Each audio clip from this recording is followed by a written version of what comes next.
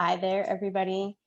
I want to talk to you about stress management and self-care. Okay. These are really, really important when it comes to hormone health. And they're things that we tend to really overlook as women. Um, and that can really make a huge impact on how we feel every single day. Okay. Now, stress, we deal with it on a regular basis and we hear about it all the time. It's in the news, we read about it in magazines, we talk about it online. I talk about it all the time. Your doctor may even talk to you about it, or about controlling your stress levels. But why is it really such a big deal, right? What exactly is stress? So the Webster Dictionary defines stress as a physical, chemical, or emotional factor that causes bodily or mental tension. Okay. And it may be a factor in disease causation, meaning that it could be causing disease within the body. Okay. So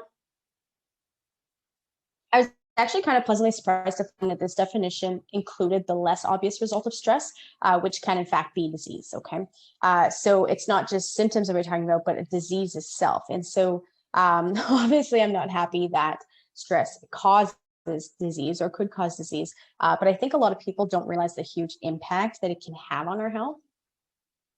And so the definition went on to show examples of using the word stress in a sentence, which was also appropriate for what I want to talk to you about today. Okay, so hormones are released into the body in response to emotional stress. So, as you've probably guessed, the answer to the question, is stress a big deal? The answer is yes, if you care about your health. Okay, now because you're here watching and you've been following along, I know that you do.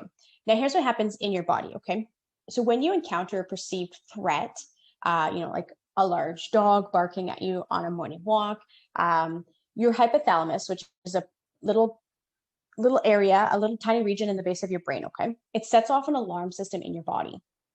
And through a combination of nerve and hormone signals, this symptom prompts your adrenal glands, located atop of your kidneys, to release a surge of hormones. And this includes adrenaline and cortisol. Now, adrenaline increases your heart rate, it elevates your blood pressure, and it boosts energy supplies. Cortisol, which is our primary stress hormone, increases our sugar in the bloodstream. It enhances our brain's use of glucose, the sugar, and increases the availability of substances that repair tissues. Okay. Now, cortisol also curbs functions that would be non essential or detrimental in a fight or flight situation. Because what's happening here is your body is entering a self defense mechanism. Okay. It alters the immune system responses and suppresses the digestive system, the reproductive system, and the growth processes. So, this complex natural alarm system also communicates with regions of our brain that control our mood, our motivation, and our fear. The long-term activation of the stress response system, so like chronic stress, systemic stress, and the subsequent overexposure to cortisol and other stress hormones can disrupt almost all of our body's processes. Okay, so here's kind of what the risk looks like. So the long-term activation of this stress response pretty much disrupts everything, and this puts us at an increased risk of a lot of health problems. Sorry, so things like anxiety, depression, digestive problems, heart disease, sleep concerns, there are sleep issues, weight gain, memory and concentration impairment, hormonal imbalances. It increases the amount of pain that we feel in our body. We're more likely to get sick and have symptoms of colds and flus longer. And so we're really at a higher risk of these health problems. Okay. Now, some of the other negative effects of chronic stress include things like nutritional deficiencies as a result of that decreased nutrient absorption. Okay. Reduced gut flora, which is our good bacteria, and lowering metabolism and increasing fat storage. This is all a result of that digestive system kind of being turned down with the increase of our stress hormones. Okay. The increased levels of cortisols can actually inhibit weight loss. It increases oxidative stress, which causes premature aging, as well as many other concerns within the body. Now, the resulting hormonal imbalances involving cortisol and insulin in particular And chronic low-grade inflammation can actually set the stage for the development of heart disease, type 2 diabetes, some forms of cancer, polycystic ovary syndrome, mood swings, increased pain, and other chronic diseases, okay? Now, chronic stress can also make you more susceptible to colds, flus, and other infections. And physical stress actually disrupts psychological homeostasis in a number of ways. So including the hormonal and the inflammatory pathways that may affect your energy levels in an adverse way, okay? Now, the effects of stress can also affect our state of mind, impairing our working memory and our ability to control our impulses. So it also increases the risk of anxiety and depression. In addition to that, unbridled stress can actually sap your energy and undermine your motivation and resolve to make or stick with healthy lifestyle changes. So it can actually be working against you, even though you may have a strong desire to make changes, okay? Now, in fact, research from the University of California, San Francisco, found that people who reported higher levels of stress had a greater drive to eat, including disinhibited eating, binge eating, hunger, more ineffective attempts to control their eating, all of which can promote weight gain, all right? And unfortunately, when we are in those high stress, in that high stress state in our body, we turn to foods that do not support good health and that can actually perpetuate or continue the cycle of stress within the body, or encourage more cravings, or set us backwards in our goals. So how is it affecting you, right? Did you realize that stress could really wreak so much havoc? Because it's just incredible. So now that we know it can negatively affect so many of our bodily processes, we can put it towards the top of our list of things to address. So it's not realistic to eliminate all stress from our lives, of course, but there are plenty of things that we can do to minimize it and to mitigate those risks, okay? So the first step is deciding that it's important enough to do it. Okay? Children learn from our example, and I think that the hectic pace that we live in is actually setting them up for duplicating this pattern and thinking that it's perfectly normal and okay. So it starts with you. Now, so let's have a look at some of the most common causes of stress, just so you can get an idea of where it might be showing up in your life. Okay, number one, relationships are a really big one. So divorce, disagreements, new marriages, separations. Career is another common one. Work-related stress, or working too much, or a change of job, or a lack of job. So if you've just lost your job, that as well falls into common causes of stress. Finances, disagreements over your finances, high levels of debt, or even just constant debt, or the feeling that you can't get financially ahead. Your health and your family members' health, so caring for others, just our daily commitments that we put out to others in terms of taking care of them. Okay, illness and death are another couple of ones that fall into that category. Our diet is a really big one. So binge eating out all the time, or continuous or yo-yo dieting with no results. Home environment is another big one. So that would include things like family issues, disagreements, needing help, moving, even, like a new birth in the family can be a high level of stress, bringing in a new pet. And then things that fall into like our lifestyle categories. So overtraining. So actually exercising too much can be a really big cause of stress in the body, okay? Or things like random stressful situations. So like traffic, okay? Or overscheduling. So too many things on your calendar, or just being overstimulated by a lot of noise, or lights, or just stimuli in the house. So the causes really are endless. You can see how they're just so broad and wide, okay? So I often think sometimes that we minimize the amount of stress that we're really under because we aren't even fully conscious of it. So I've been guilty of this myself. It's really easy to take on too much. And when we do, we often end up with a schedule that's way too busy. We find ourselves running around in circles, and then we feel like we're not actually getting much accomplished. So we've got this huge list of things to do, and we've been really busy, but nothing has been productive. And this actually stresses us out even more. Now, I'm awful for falling into this trap because I am such a type A person and I am a busybody, okay? But unfortunately, we really do pay the price when it comes to, our relationship, poor diet, health, time management issues, and of course, worse, okay? So what I want to do is I want to cover some ideas that can help you reduce stress. But the first thing I want to address is probably the most important thing that you can start doing today, okay? It's simple. You already do it every day, but once you do more of it and you do it consistently, you're likely going to notice a huge difference in how you feel, okay? So what's the solution? Get more sleep, okay? How is getting enough sleep going to help with stress? You might be surprised, okay? So we've heard people say that sleep is overrated, right? And I was awful for this. It's really easy for me to stay up way too late, get up way too early, and just push on through, okay? But is it really overrated? Dr. David Katz has studied a lot of this, and so he basically says inadequate sleep over extended periods of time may interfere with immune function, including the production of white blood cells and hormonal regulation. All right, which is why sufficient sleep is linked to chronically elevated levels of stress hormone cortisol. Right. So this also leads to impaired immunity, elevated levels of hormones such as insulin, which increases the risk of gaining body fat, particularly in the midsection. Okay, so if you have some excess fat starting to bulk up, you may want to consider how your sleep is looking, all right? And the developing systemic inflammation and type 2 diabetes. It also leads to changes in the hormone leptin and ghrelin, which regulate hunger and satiety, okay? So feeling full and those cues that tell your body when to stop eating, right?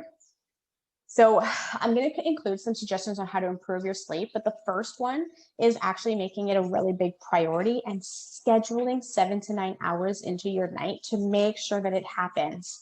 So this means planning ahead. If you need 8 hours of sleep and you have to be up by 6 a.m., then you have to be ready to sleep by 10 p.m. Some people do really great on 7 hours, some need 8 or 9. Figure out what you need the most in order to feel rested, right? Now, one of the biggest things I always hear from people when I talk about this is, but I have so much to do. And I'm sure you're sitting there thinking the same thing right now, okay? You should know that insufficient sleep actually decreases our productivity. So by getting enough sleep, you can actually get more done in less time and feel better while you're doing it, which is a really big deal, okay? Now, here is an all too common scenario, okay? So number one, you go to bed too late, and when it's time to wake up, your alarm goes off. And you're still tired, so you hit that snooze button maybe a couple of times, right? Now you're running late. So there's no time for decent breakfast, much less time for, packing a healthy lunch to take with you on the go. So you leave the house hungry and tired, and you get to work. The only food available is whizzing through a drive-through, something in a vending machine, or the donuts that someone else brought into the office, or worse, you've only had time to grab some coffee.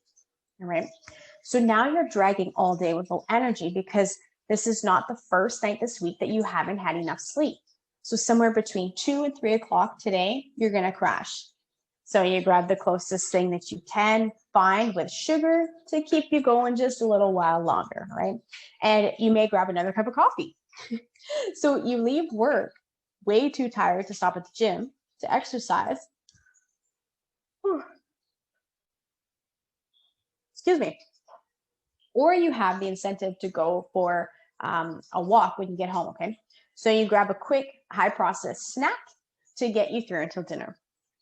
Can you see how this pattern, when repeated often enough over the course of weeks or months, you can see where this leads you to, right? So the thing is many of us are operating this way on a regular basis. This rat race, okay? We're just kind of caught on that wheel, and it's stressful and it's wreaking havoc on us in every possible way.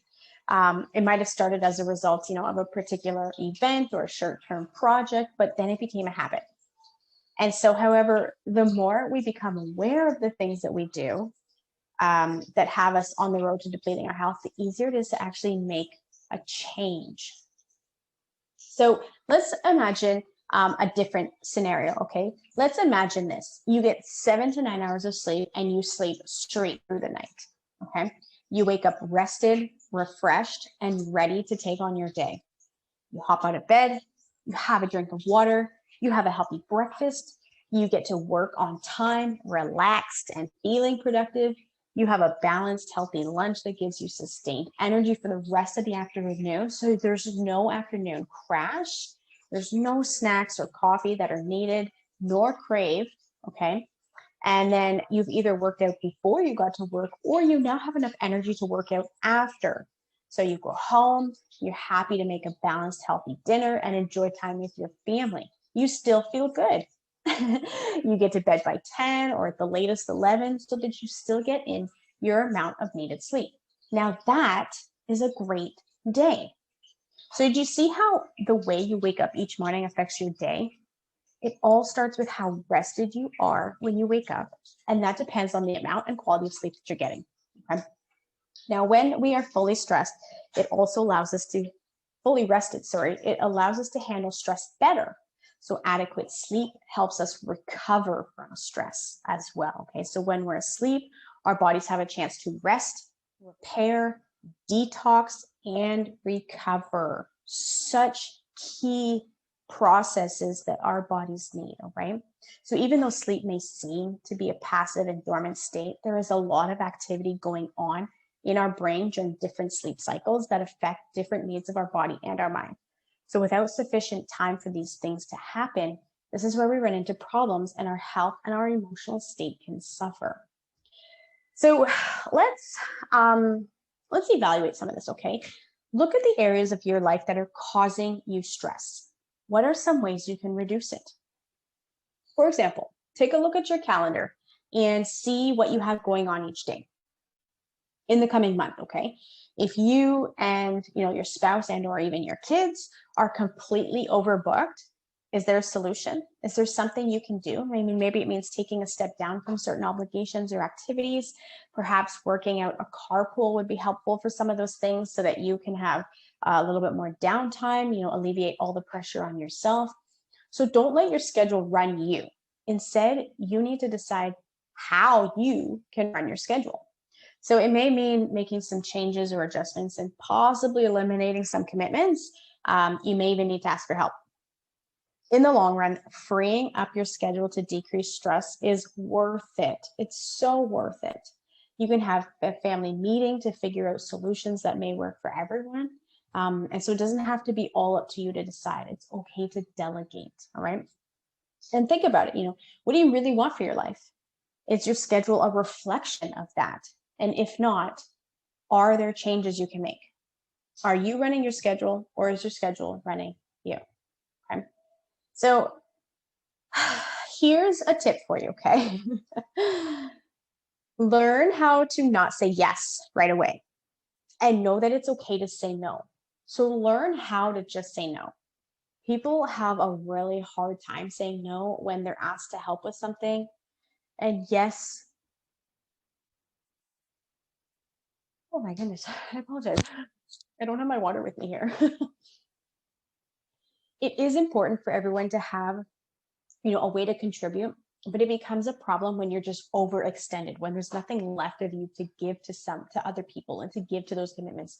So especially when you end up, dreading your commitment or finding yourself run totally ragged and down, and you don't have enough time for your family or the things that are important to you, or worse, you don't have enough time for yourself. Okay? So a really great idea is to reply with something like, "Thanks for asking. Let me check my schedule and get back to you." This way, you don't have to say no, and you'll have time to see if this fits into your schedule and your priorities or not. So stay firm on it. Evaluate your time, your commitments, and your highest values, your priorities. If you have the time and you want to do it, then great. And if not, you can let the person know that as much as you'd like to help, right now you're just not able to.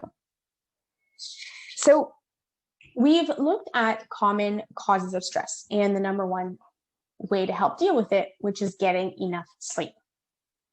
There's also a good time to go back and look at your priorities and goals worksheet that you completed a few weeks ago.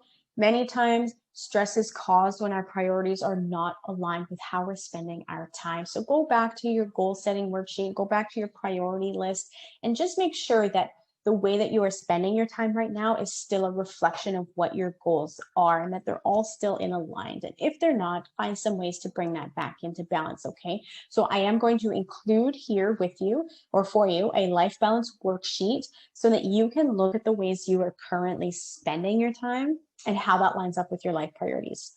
When we become more clear on our purpose or on our priorities, decisions are a bit easier to make. So, where do you do like your best thinking or get your best ideas? Is it usually when things are quiet and you're alone, or when you're driving, or falling asleep at night, or when you wake up in the morning?